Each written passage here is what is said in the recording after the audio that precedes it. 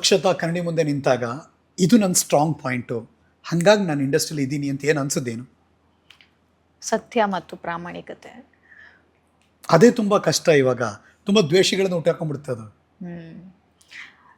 ಇಲ್ಲ, ನೋಡೋಣ, ನಂಗೆ ಅನ್ಸಿದ್ದು ನಾನು ಹೇಳ್ತೀನಿ, ನನ್ಗೆ ಅನ್ನಿಸ್ದಂಗೆ ನಾನು ಮಾಡ್ತೀನಿ. ವಾಟ್ ಎವರ್ ನಾಟಕನೂ ಕ್ಯಾರೆಕ್ಟರೈಸೇಷನ್ ಆಗ್ಬೋದು, ಅಭಿವ್ಯಕ್ತಿನೂ ಆಗ್ಬೋದು. ಬಟ್ ಈ ಲೋಕದಲ್ಲಿ ತುಂಬಾ ಗಾಡ್ ಫಾದರ್ ಬೇಕು ಅಂತಾರೆ, ನಿಮ್ಗಿದ್ರ? ನನಗೆ ಗಾಡ್ ಫಾದರ್ ಅಂತ ಯಾರು ಇಲ್ಲ. ಹಂಗೆ ನೋಡೋದಿದ್ರೆ ಗಾಡ್ ಫಾದರು ಆ ಥರ ಇಲ್ಲ. ನನಗೆ ಗಾಡ್ ಫಾದರ್ ಆಗಲಿಕ್ಕೆ ಬರ್ತಾರೆ ತುಂಬ ಜನ, ಅಂದರೆ ಇಷ್ಟಪಡ್ತಾರೆ. ಲೈಕ್ ನಾನು ನಿನ್ನ ಅಪ್ಪ ಅಂತ ಅನ್ಕೊ ನನ್ನನ್ನು, ಅಕ್ಷತಾ ಅಂತ. ನನಗೆ ಅದೇನು ಅವ್ರು ತುಂಬ ದೊಡ್ಡ ವ್ಯಕ್ತಿ ಆದರೂ ನನಗೆ ಅಪ್ಪ ಅನ್ನೋಕ್ಕಾಗಲ್ಲ. ನಮ್ಮಪ್ಪ ನನಗಪ್ಪ. ಇವರೆಲ್ಲ ನನಗೇನೋ ಗುರುಗಳ ಥರನೋ, ಮಾರ್ಗದರ್ಶಕರ ಥರನೋ, ಸರ್ ಅಂತ ಮೆಂಟರ್ ಥರನೋ ಹಾಗೆ ಅನ್ನೋಣ ಅನಿಸುತ್ತೆ.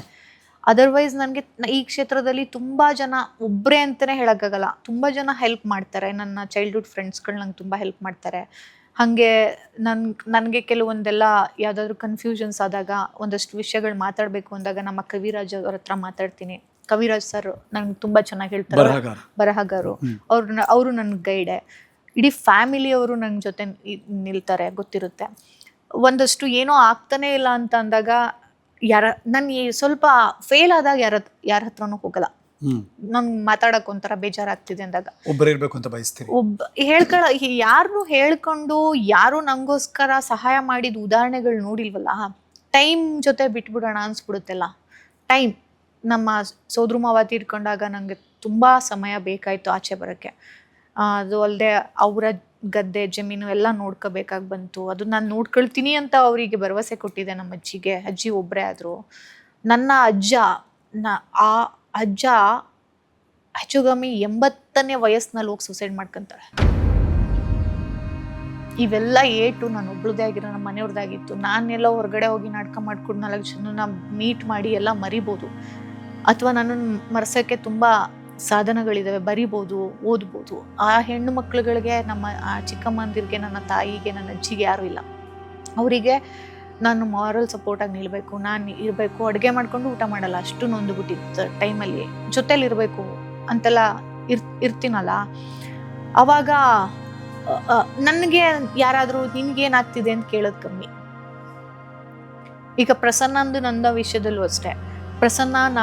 ಪ್ರಸನ್ನಂದು ಬ್ಯಾಕ್ಗ್ರೌಂಡು, ಅವ್ರ ಫ್ಯಾಮಿಲಿ ವಿಷಯ ನನಗಿಂತನೂ ಬೇರೆ ಥರನೇ ಇದೆ. ಹಾಗಾಗಿ ಒಬ್ರಿಗೊಬ್ರು ರೆಸ್ಪೆಕ್ಟ್ ಮಾಡಿಕೊಂಡು, ಅವರ ಇಂಡಿವಿಜುವಲ್ ವರ್ಕಲ್ಲಿ ನಾವಿಬ್ಬರು ಇಂಡಿವಿಜುವಲೇ. ಲೈಕ್ ಅವರ ಕ್ರಿಯೇಟಿವಿಟಿ, ಅವರ ಯೋಚನೆ ಅವ್ರದ್ದು, ನಾನೇನು ಹೇಳಕ್ಕೆ ಹೋಗಲ್ಲ. ನನ್ನ ಎಕ್ಸ್ಪ್ರೆಷನ್ಸ್, ನನ್ನ ಎಕ್ಸ್ಪೆರಿಮೆಂಟ್ಸ್ ನಂದು, ಅವರು ಏನು ಹೇಳಕ್ಕೆ ಬರಲ್ಲ. ಹಂಗಾಗಿ ನಾವಿಬ್ಬರು ಈ ವಿಷಯದಲ್ಲಿ ಇನ್ನೂ ಕ್ಲಾಶಸ್ ಮಾಡ್ಕೊಂಡಿಲ್ಲ, ಇನ್ನೂ ಚೆನ್ನಾಗಿದ್ದೀವಿ. ಗಂಡ ಹೆಂಡತಿ ಜಗಳ ಮಾಡಲ್ಲ? ತುಂಬಾ ಮಾಡ್ತೀವಿ. ಜಗಳ ಮಾಡೋದೇ ಇಲ್ಲ ಅಂತಲ್ಲ, ಸಿಕ್ಕಾಪಟ್ಟೆ ಮಾಡ್ತೀವಿ. ಯಾರು ಜಗಳ ಮಾಡೋರು ಇಬ್ರಲ್ಲಿ? ನಾನೇ. ಇದ್ದಂಗೆ ನನಗೆ ಎಮೋಷನ್ಸ್ ನ ಕಂಟ್ರೋಲ್ ಮಾಡ್ಕೊಳಕ್ ಆಗಲ್ಲ. ಈ ಅಳು ಬಂದ್ರು ಹತ್ಬಿಡ್ತೀನಿ, ನಗು ಬಂದ್ರು ಯಾರಿದ್ದಾರೆ ಅಂತಾನು ನೋಡಲ್ಲ, ಜೋರಾಗಿ ನಗ್ತಿರ್ತೀನಿ. ಈ ನಯ ನಾಜೂಕು ಎಲ್ಲ ಇಲ್ವಾ ನಿಮ್ಮ ಹತ್ರ? ಇದೆ ನಯ. ನಾನು ಮಾತಾಡ್ಲಾ? ಹೇಳಿ ಬೇಕಾರೆ ಒಂದು 5 ನಿಮಿಷ ನೀವೇ ಹೇಳಿ. ನಾನು ಒಂದು 5 ನಿಮಿಷ ನಯ ನಾಜೂಕಾಗಿ ಮಾತಾಡ್ತೀನಿ, ಅವಾಗ ನೀವ್ ಹೇಳ್ಬೇಡ ಇದು ಇರ್ಲೋ ಅದಿರ್ಲೋ ಅಂತ ಹೇಳಿ ನಂಗೆ ಕಂಟಿನ್ಯೂ. ಫುಲ್ ಡ್ರಾಮಾ ಅದು? ಇಲ್ಲ, ಅಫ್ಕೋರ್ಸ್ ನಯ ನಾಜೂಕೆ ಆರ್ಟಿಫಿಷಿಯಲ್. ನಂಗೆ ಈ ವಯ್ಯಾರ, ಬಿಂಕ ಬಿನ್ನಾಣ ಇವೆಲ್ಲ ಹೆಣ್ಮಕ್ಳಿಗೆ ಇರುತ್ತಲ್ಲಮ್ಮ, ಬೆಕ್ಕಿನ ನಡಿಗೆ, ಈ ತರದೆಲ್ಲ ಇರುತ್ತಲ್ಲ, ಅದೆಲ್ಲ ಇಲ್ವಾ ಅಕ್ಷತಾ ಹತ್ರ ಅಂತ ಕೇಳ್ತಾ ಇದ್ದೀನಿ. ಇದೆ. ನನ್ನ ಅಂಗಡಿ ಜರಮಾನ ಅಂಗಡಿಗೆ ನಮ್ದು ಫೋಟೋ ಶೂಟ್ಗೆ ಅವೆಲ್ಲ ಇರ್ಲೇಬೇಕು. ಓಕೆ. ಯಾವ್ಯಾವ ಕ್ಷೇತ್ರದಲ್ಲಿ ಏನೇನು ಇರ್ಬೇಕು ಅದಿರ್ಬೇಕು. ನಾನು ಇಲ್ಲಿ ಕೂತಾಗ ನಾನು ಅಕ್ಷತಾ ಇಲ್ಲಿ ಯಾವ್ದು ಜನಮನ ಅಂಗಡಿಯ ಪ್ರಾಡಕ್ಟ್ ನಾನು ಪ್ರಮೋಟ್ ಮಾಡ್ಕೊಂಡು ನನ್ನ ಡ್ರೆಸ್ ಹಿಂಗೆಲ್ಲ ತೋರ್ಸ್ಕೊಂಡು ಮಾತಾಡಕ್ ಬಂದಿಲ್ಲ. ಇಲ್ಲಿ ನಾನು ಸ್ಟೇಜ್ ಮೇಲೆ ಕೂತಿದ್ದೀನತ್ತ ಏನಾಯ್ತು ಗೊತ್ತಾ ಸಾರ್ ಅಂತಾನೂ ಹೇಳಕ್ ಬಂದಿಲ್ಲ. ಇಲ್ಲಿ ನಾನು ಈ ನ್ಯೂಟ್ರಲ್ ಅಲ್ಲಿದ್ದಾಗ ನಾನಾಗೆ ಮಾತಾಡ್ಬೇಕು. ನೀವಾಗಿ ಕೂತಿದ್ದೀರಿ, ಇನ್ಯಾರೋ ಆಹ್ವಾನ ಇಲ್ಲ, ವಿತೌಟ್ ಮೇಕಪ್ ಇದ್ದೀರಿ. ನನ್ನ ಸಿನಿಮಾಗ ಮೇಕಪ್ ಇಲ್ಲ. D glam. ನೀವು ಹಂಗೆ ಫೇಮಸ್ ಅಲ್ಲ, ಅದೇ ನಿಮಗೆ ಸೂಟ್ ಆಗೋದು ಹಂಗ್ ನೋಡಕ್ ಹೋದ್ರೆ. ಈಗಲೂ ಮೇಕಪ್ ಅಲ್ಲಿ ಇದೀರಿ ನಂಗೆ ಇವಾಗ್ಲೂ ಅನ್ಸಿಲ್ಲ. ಹೌದು, ಹೆಣ್ಮಗ್ಳಾದ್ಮೇಲೆ ಅವೆಲ್ಲ ಇದ್ದೇ ಅದೆಲ್ಲ ಮಾಡ್ಲೇಬೇಕು. ಬಟ್ ಈ ಬಾಯ್ಕಟ್ ಮೊದ್ಲಿಂದನೂ ಇಲ್ಲ. ನೀಳವೇಣಿ, ಆ ನೀಳ ಜಡೆ ಅಲ್ಲ ಏನೋ ಇಷ್ಟ ಇಲ್ವಾ? ಉದ್ದ ಜಡೆ ಬಿಟ್ಟಿಲ್ಲ ಯಾವಾಗ್ಲೂ. ಯಾಕೆಂದ್ರೆ ಕೇರ್ ಮಾಡಕ್ ಆಗಲ್ಲ ಅಂತ ಏನೋ. ಮೋಸ್ಟ್ಲಿ ಸ್ಪೋರ್ಟ್ಸ್ ಅಲ್ಲಿ ಇದ್ನಲ್ಲ, ಹಿಂಗ್ ಕಟ್ಕೊ ಓಡು, ನಾಟಕಕ್ಕೆ ಬಂದಲ್ಲ ಹಿಂಗ್ ಕಟ್ಕೊ ಮಾಡು, ಹಿಂಗಿತ್ತು. ನಾನು ಹೇರ್ ಡೊನೇಟ್ ಮಾಡಿದೆ, ಶಾರ್ಟ್ ಆಗ್ಬಿಡ್ತು. ನಾನು ಹೇರ್ ಸ್ಟೈಲಿಸ್ಟ್ ಇದ್ದಾಳೆ ನೇತ್ರ, ಅವಳ ಹತ್ರ ಕೂತಾಗಿ ಡಿಸೈನ್ ಮಾಡ್ಕೊಡ್ತಾಳೆ. ಈಗ ಒಂದು ಸಿನಿಮಾ ಒಪ್ಕೊಂಡಿದೀನಿ ಯಾವ್ದೋ, ಅವಳಿಗೆ ಹೇಳ್ದೆ ಎಕ್ಸ್ಟೆನ್ಷನ್ ಹಾಕಂತಾರೆ ಅವರು ಅಂದ್ರೆ ಅದ್ ಹಾಕೊಳಕ್ ಸ್ವಲ್ಪ ಆಗೋ ತರ ಏನಾದ್ರು ಸ್ಟೈಲ್ ಮಾಡು ಅಂತ. ನಾನು ಹೇರ್ ಕಲರ್ ಮಾಡ್ಸಲ್ಲ, ಆಮೇಲೆ ಟಾಟೋಸ್ ಹಾಕ್ಸಲ್ಲ, ತುಂಬಾ ಫೇಶಿಯಲ್ಸ್ ಅವೆಲ್ಲ ಮಾಡ್ಸಲ್ಲ. ಯಾಕೆ ಹೇರ್ ಕಲರ್ ಮತ್ತೆ ಇದೆಲ್ಲ ಹಾಕ್ಸಲ್ಲ ಅಂದ್ರೆ ಯಾವತ್ತಿಗೆ ಯಾವ ಪಾತ್ರ ಬರುತ್ತೋ ಹೇಳಕ್ಕಾಗಲ್ಲ. ನಾನು ರೆಡಿ ಆಗಿದ್ದೀನಿ, ನಾನು ಒಂಥರ ಯುದ್ಧಕ್ಕೆ ಸೈನಿಕರು ರೆಡಿ ಆಗಿರ್ತಾರಲ್ಲ ಹಂಗೆ ನಾನು ಕುಗ್ಗೋದು ಇಲ್ಲ. ನಾನು ರೆಡಿ ಮಾಡ್ಕೊಳ್ತಾ ಇರ್ತೀನಿ. ಇವತ್ತು ಈ ಪಾತ್ರ ಬರುತ್ತೋ ನಾಳೆ ಆ ಪಾತ್ರ ಬರುತ್ತೋ ಹೇಳಕ್ಕಾಗಲ್ಲ. ಎಲ್ಲ ಡಿ ಗ್ಲಾಮ್ ಪಾತ್ರಗಳೇ ಮಾಡೋದ್ರಿಂದ ನಾನು ಮಾಡುವ ಹುಚ್ಚೇರಿಗೆ ಹೇರ್ ಕಲರ್ ಇರಬಾರ್ದು. ಆಮೇಲೆ ಅದನ್ನ ಬ್ಲ್ಯಾಕ್ ಮಾಡ್ಕೊಂಡು ಹೋಗಕ್ ನನ್ಗೆ ಇಷ್ಟ ಆಗಲ್ಲ. ಇಲ್ಲೆಲ್ಲೋ ಏನೋ ಕಾಣಿಸ್ತಿದೆ ಅಂತ ಅದನ್ನ ಮರ್ಜ್ ಮಾಡಕ್ಕೆ ಅವರಿಗೆ ತುಂಬಾ ಸಮಯ ಹಿಡಿಬಾರ್ದು. ಹಾಗಾಗಿ ನಾನು ಆರಾಮಾಗಿ ಫಸ್ಟು ಥ್ರೆಡ್ಡಿಂಗ್ ಮಾಡಿಸಲ್ಲ, ಹಿಂಗೆ ಇರ್ತೀನಿ. ನನ್ನ ಫೇಸ್ನ ನಾನು ಈ ಥರ ಸುಮ್ಮನೆ ಬಿಟ್ಬಿಡ್ತೀನಿ. ನೀವೇನು ಡಿಗ್ಲಾಮ್ ಮಾಡ್ಕೋದಿಲ್ಲ, ಮೇಕಪ್ಪೇ ಬೇಡ, ನಾನೇ ಹರಳೆಣ್ಣೆ ಹಾಕ್ಕೊಂಡು ಒಂದು ಸ್ವಲ್ಪ ಕಪ್ಪು ಮತ್ತು ಹರಳೆಣ್ಣೆ ಹಾಕ್ಕೊಂಡು ಹಿಂಗೆ ಮಾಡ್ಕೊಂಡು ಹೋಗ್ತೀನಿ. ಈಸಿ, ನನ್ಗೆ ಎಲ್ಲ ಈಸಿ ಆಗಬೇಕು, ನನಗೇನು ಹೊರೆ ಆಗಬಾರ್ದು ಅಭಿನಯ ಮಾಡಬೇಕಾದ್ರೆ. ಯಾರು ನಟಿಯರು ನಿಮಗೆ ತುಂಬ ಇನ್ಫ್ಲುಯೆನ್ಸ್ ಮಾಡಿದ್ರು? ತುಂಬ ಜನ ಇದ್ದಾರೆ. ಪುಟ್ಟಣ್ಣ ಕಣಗಾಲಿನ ಚಿತ್ರದ ಎಲ್ಲ ನಟಿಯರು ನನಗೆ ಪ್ರೇರಣೆ. ಈವನ್ ಪುಟ್ಟಣ್ಣ ಕಣಗಾಲೆ ನನಗೆ ಪ್ರೇರಣೆ, ನನಗೆ ಇಷ್ಟ ಆಗ್ತಾರೆ. ನಾನು ತುಂಬ ಕನ್ನಡ ಸಿನಿಮಾಗಳನ್ನ ನೋಡಿ ಬೆಳೆದೋಳು. ಕನ್ನಡ ಸಿನಿಮಾ ಅಂದ್ರೇ ಇಷ್ಟ. ನಾನು ಡೆಲ್ಲಿಗೆ ಹೋದ್ಮೇಲೆ NSTಗೆ ನನ್ನನ್ನು ಸ್ಮಿತಾ ಪಾಟೀಲ್ ಅನ್ನೋಕ್ಕೆ ಶುರು ಮಾಡಿದ್ರು, ಅಲ್ಲಿಯ ಸೀನಿಯರ್ಸು. ನಂಗೆ ಸ್ಮಿತಾ ಪಾಟೀಲ್ ಯಾರು ಅನ್ನೋದೇ ಗೊತ್ತಿರಲಿಲ್ಲ. ನಾವೆಲ್ಲ ಪಕ್ಕಾರ ಆಗ ನನಗೆ ಕಾಣಿಸ್ತೀರಾ ಅಂತ ಆಮೇಲೆ ಅನ್ಸೋಕೆ ಶುರು ಆಯ್ತು. ಹೌದೆಲ್ಲ ಕಾಣಿಸ್ತೀನಿ, ಫೋಟೋಸ್ ನೋಡುವಾಗ ಅನ್ಸುತ್ತೆ ಕೆಲವೊಂದ್ಸಲಿ. ಇಲ್ಲೊಬ್ಬರಿದ್ದಾರೆ ಕನ್ನಡದ ಸ್ಮಿತಾ ಪಾಟೀಲ್, ಆ ಥರ ತುಂಬಾ ಬರ್ದಿದ್ದಾರೆ. ಫಿಕ್ಸ್ ಆಯ್ತು. ಆಗ ನಾನು ಸ್ಮಿತಾ ಪಾಟೀಲ್ ಯಾರು ಅಂತ ಕೇಳ್ಬಿಟ್ರೆ ಸೀನಿಯರ್ಸು ರ್ಯಾಗ್ ಮಾಡ್ತಾರೆ, ಏನಾದ್ರು ಅನ್ಕೊಂಡ್ಬಿಡ್ತಾರೆ ಅಂತ ನನ್ನ ರೂಮ್ಮೇಟ್ನ ಕೇಳಿದೆ. ಯಾವುದೇ ಕಾರಣಕ್ಕೂ ಸ್ಮಿತಾ ಪಾಟೀಲ್ ಯಾರು ಅಂತ ಕೇಳ್ಬೇಡಮ್ಮ, ಇನ್ನೂ ರ್ಯಾಗ್ ಮಾಡ್ತಾರೆ ನಿಂಗೆ, ಗೂಗಲ್ ಅಲ್ಲಿ ನೋಡು ಅಂತ ತೋರಿಸಿದ್ರು.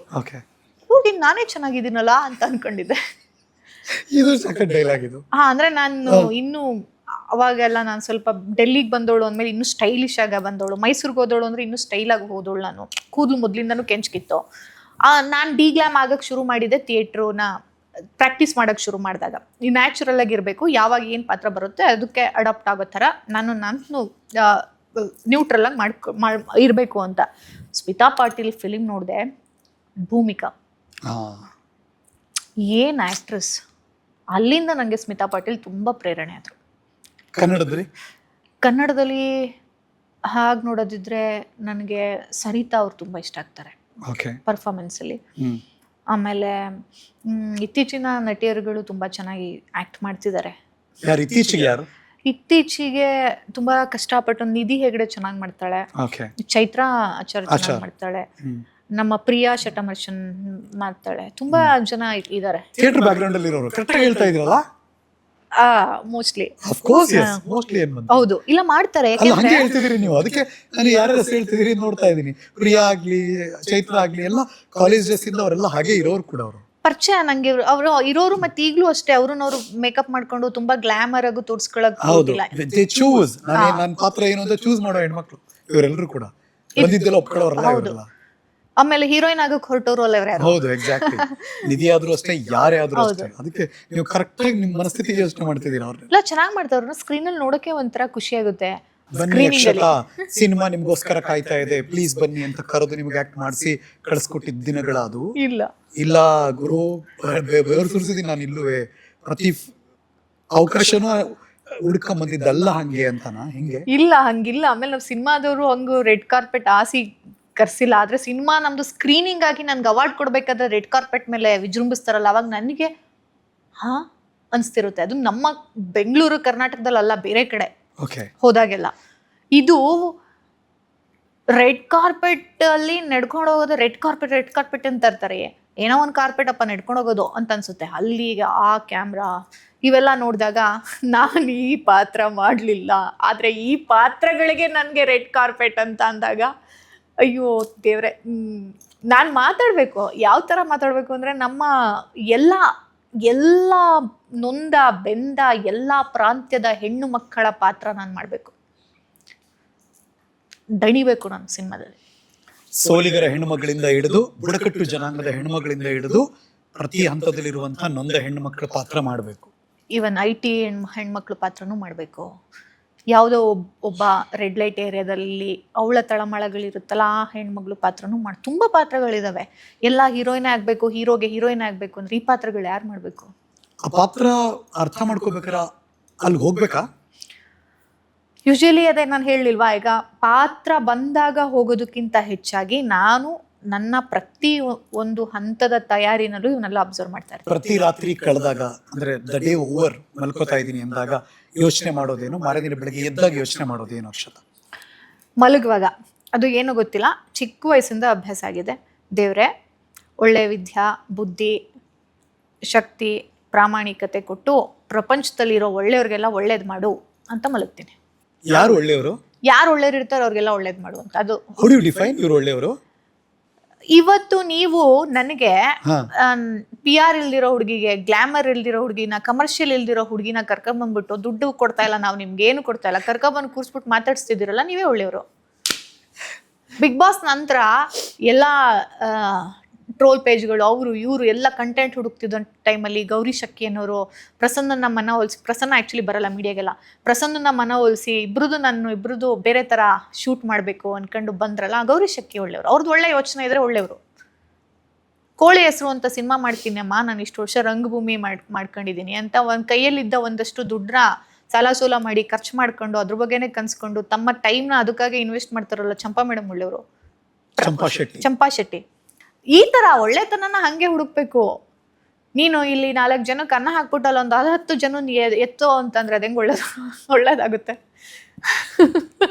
ಒಳ್ಳೆಯವರು ಅನ್ನೋದನ್ನ ಈಗ ಹೇಳಕ್ಕೆ ಆಗಲ್ಲ. ಇವ್ರು ಒಳ್ಳೆಯವರು, ಇವ್ರು ಕೆಟ್ಟವರು ಅಂತ ಹೇಳಕ್ಕೆ ಆಗಲ್ಲ. ನಾನು ಹಂಗೆ ನೋಡೋದಿದ್ರೆ ನಾನು ಕೆಟ್ಟೋಳು ಅಂದ್ರೆ ಅತಿ ಕೆಟ್ಟೋಳು ನಾನು.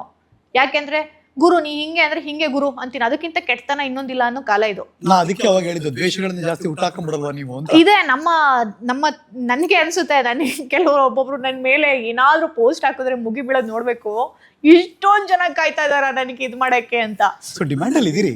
ಅಯ್ಯೋ, ನಾವು ಆಮೇಲೆ ಯಾವ್ದಾದ್ರು ರಾಜಕೀಯದ ಬಗ್ಗೆ, ರಾಜಕಾರಣದ ಬಗ್ಗೆ ಮಾತಾಡ್ಬೋದು. ನೀವು ಮಾತಾಡಬಾರ್ದು, ನಿಮ್ಮ ಕೆಲಸ.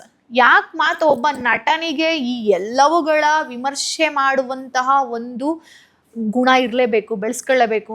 ನಾನಾಯ್ತು, ನನ್ನ ಕೆಲಸ ಆಯ್ತು, ಇವನ್ನೆಲ್ಲ ಮಾತಾಡೋರು ಅವಕಾಶ ಕಳ್ಕೊಬಿಡ್ತೀವಿ ಅಂತ ಬರಲೇಬಾರ್ದು. ನಾವು ಹೆಚ್ಚು ಮಾತಾಡ್ಬೇಕಾಗಿರೋರು. ರಾಜಕೀಯದ ಆಸಕ್ತಿ ಇದೆ ಅಕ್ಷತಾ ಅವ್ರಿಗೆ? ರಾಜಕೀಯ ಅಂದ್ರೆ ಒಂಥರ ಇಂಟ್ರೆಸ್ಟ್ ಇದೆ ಮೊದ್ಲಿಂದನು. ನನಗೆಲ್ಲ ಈಗ ಯಾವುದು ಹೊಸದಾಗಿ ಬಂದಿಲ್ಲ. ನನ್ಗೆ ಯಾವುದು ಬಾಲ್ಯದಿಂದ ನನ್ಗೆ ಇಂಟ್ರೆಸ್ಟ್ ಆಯ್ತು, ನಂಗೆ ಈ ರಾಜಕೀಯ ಪೊಲಿಟಿಕಲ್ ಮೂವೀಸು ಅದ್ರದ್ದೆಲ್ಲ ಓದಲಿಕ್ಕೆ ಬಹಳ ಇಷ್ಟ ಇದೆ. ರಾಜಕಾರಣ ಯಾವುದು ಸಿದ್ಧಾಂತವನ್ನ ಒಪ್ಪಿ ರಾಜಕಾರಣ, ಯಾವ ಸಿದ್ಧಾಂತನೂ ಒಪ್ಕೊಂಡು ಬರುವಂತ ರಾಜಕೀಯ ಇಲ್ಲ.